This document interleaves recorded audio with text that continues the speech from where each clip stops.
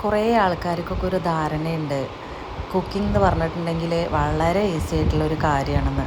പക്ഷേ അങ്ങനെയല്ല കേട്ടോ. എനിക്ക് അങ്ങനെയാണ് തോന്നിയിട്ടുള്ളത്. നമ്മൾക്ക് ഭയങ്കര എഫേർട്ട് ഇട്ടിട്ട് ചെയ്യേണ്ട ഒരു കാര്യം തന്നെയാണ് കുക്കിംഗ് എന്ന് പറഞ്ഞാൽ.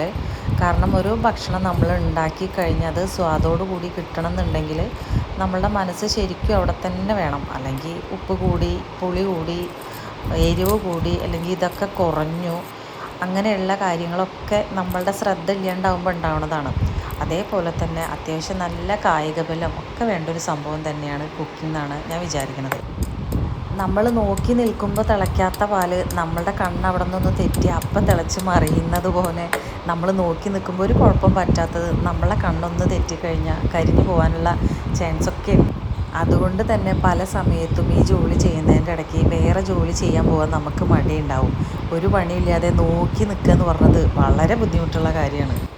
പണ്ടൊക്കെ വീട് ക്ലീനിങ്ങിൻ്റെ കൂടെ ഞാൻ ചെയ്തിരുന്നൊരു കാര്യം തന്നെയാണ് കേട്ടോ പാചകം എന്ന് പറയുന്നുണ്ടെങ്കിൽ. പക്ഷേ പണ്ടത്തെ അത്ര സ്പീഡില്ല ഇപ്പോൾ എന്നുള്ളതും ഈ കുക്കിംഗ് ബുദ്ധിമുട്ടാണ് എന്ന് എനിക്ക് തോന്നാനുള്ള കാരണങ്ങളിലൊന്നാണ്. ചില ആൾക്കാരൊക്കെ പറഞ്ഞു കേട്ടിട്ടില്ലേ, നമുക്ക് ഇഷ്ടമുള്ള ജോലിയാണെങ്കിൽ ചെയ്യുമ്പോൾ നമുക്കതിൻ്റെ ബുദ്ധിമുട്ട് അറിയില്ല എന്ന്. അങ്ങനെയൊന്നും അല്ലടാ. നമ്മൾക്ക് നല്ല ആരോഗ്യമില്ല വെച്ചെങ്കിൽ നമ്മൾ ചെയ്യുന്ന എന്ത് കാര്യമാണെങ്കിലും നമുക്കത് ബുദ്ധിമുട്ടായിട്ട് തോന്നും.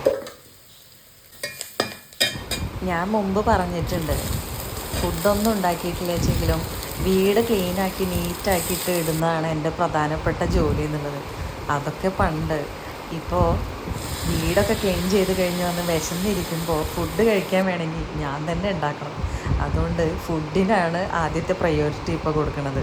പിന്നെ അതിൻ്റെ ഇടയിൽ ഇതേപോലെയുള്ള പച്ചക്കറി വേസ്റ്റൊക്കെ പച്ചക്കറിക്ക് കൊണ്ടുവന്നൊഴിക്കുന്ന കുറച്ച് ചടങ്ങുകളുണ്ട്. വീട്ടിനകത്ത് തന്നെ ഇരുന്നിട്ടുള്ള നമ്മളുടെ ബുദ്ധിമുട്ട് മാറ്റാൻ വേണ്ടിയിട്ട് ഈ സമയങ്ങളിൽ പുറത്തിറങ്ങിയിട്ട് കുറച്ച് കിളികളോടും പൂമ്പാറ്റേനോടൊക്കെ കുറച്ച് നേരം വർത്തമാനം പറഞ്ഞിരുന്ന് അകത്ത് കയറുമ്പോൾ കുറച്ചൊരാശ്വാസവും കിട്ടും. കേട്ടില്ലേ കുയിലിൻ്റെ സൗണ്ട്? ഇവിടെ ഫുൾ ടൈം കിളികളുടെ കരച്ചിലാണ് കേട്ടോ. ഇതൊക്കെ കേട്ട് കഴിഞ്ഞപ്പോഴത്തേക്ക് എൻ്റെ ലഞ്ചൊക്കെ റെഡി ആയിട്ടുണ്ട്.